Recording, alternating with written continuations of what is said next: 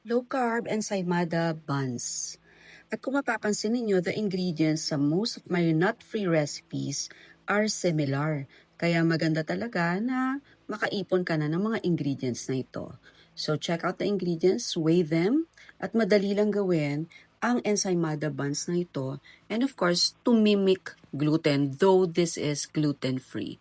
Mix all the wet ingredients except the butter. The butter must be on room temperature, hindi naman melted kasi yan ang gagamitin natin as last ingredient. Mix all the wet ingredients, make sure they are in room temperature, and then incorporate the dry ingredients. After which, ma-incorporate na natin. Last ay ilalagay natin ang softened butter.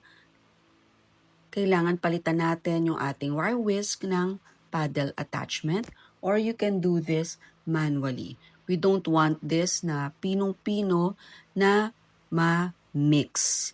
Kasi ito yung mapapansin ninyo na magmimimik ng gluten, magpo-form ng bread na ito.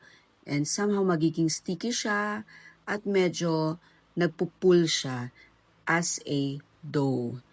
Then grease your ensaymada molders. You can grease it with coconut oil or butter. Pero though this is very sticky, it's best to put a paper or cupcake liner. So wini-weigh ko lang siya